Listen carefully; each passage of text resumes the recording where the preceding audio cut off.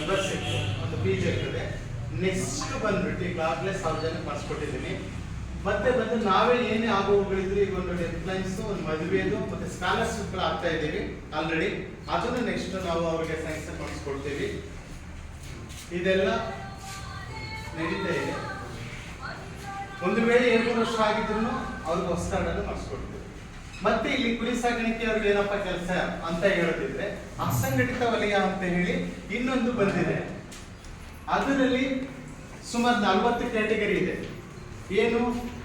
Tailor, driver, ಕಲ್ಲೋಡಿಯವರು, ಬೀದಿ ಬದಿ ವ್ಯಾಪಾರಿಗಳು, ಪಂಚರ್ ಅಂಗಡಿ ಟಿಂಕರಿಂಗ್ ಮಾಡೋರು, ಮತ್ತೆ ಹಸು ಮೇಯಿಸೋರು, ಮೇಕೆ ಮೇಯಿಸೋರು, ಕುರಿ ಮೇಯಿಸೋರು ಎಲ್ಲರಿಗೂ ಮಾಡ್ತಾರೆ. ಅದರಿಂದ ಲಾಭ ಏನು ಅಂತ ಹೇಳಿದ್ರೆ ಅವ್ರಿಗಳಿಗೂ ಮದುವೆಗೆ ದುಡ್ಡು ಬಿಟ್ಟು 2 ಮಕ್ಕಳ ಬಾಣತನ ದುಡ್ಡು ಬಿಟ್ಟು ಇನ್ನಿದ್ದದೆಲ್ಲ ಅವ್ರಿಗೂ ಕ್ಲೈಮ್ ಆಗುತ್ತೆ. ಮಕ್ಕಳು ಸ್ಕಾಲರ್ಶಿಪ್ ಹಾಕೊಳ್ಬಹುದು.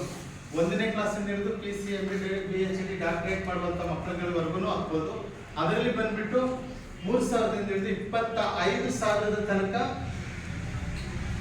ಸ್ಕಾಲರ್ಶಿಪ್ ಇದೆ ಆದ್ಯತೆ. ಮತ್ತೆ ಬಂದ್ಬಿಟ್ಟು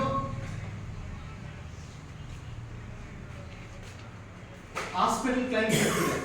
ಯಾವುದೇ ಕಾಯಿಲೆ ಕಷ್ಟದಲ್ಲಿ ಬಂದ್ರು ನಿಮಗೆ ಅಂದ್ರೆ ನಮಗೆ ಕುರಿಗಳಿಗೆಲ್ಲ ಸೊ ಬಂದು ಅದನ್ನ ಪ್ರೈವೇಟ್ ಹಾಸ್ಪಿಟಲ್ಗಳಲ್ಲಿ ಬೇರೆ ತೋರಿಸಿದ್ರು ಅದಕ್ಕೆ ಕ್ಲೈಮ್ ಅನ್ನ ರಿಟರ್ನ್ಸ್ ನಾವು ಮಾಡಿಸ್ಕೊಡ್ತೀವಿ.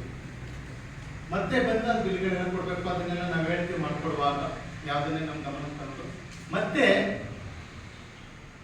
60 ವರ್ಷ ಆದ್ಮೇಲೆ ಅವ್ರಗಳಿಗೆ 3,000 ರೂಪಾಯಿ ಪೆನ್ಷನ್ ಮತ್ತೆ ರೇಷನ್ ಅನ್ನು ಸರ್ಕಾರ ಕೊಡುತ್ತೆ.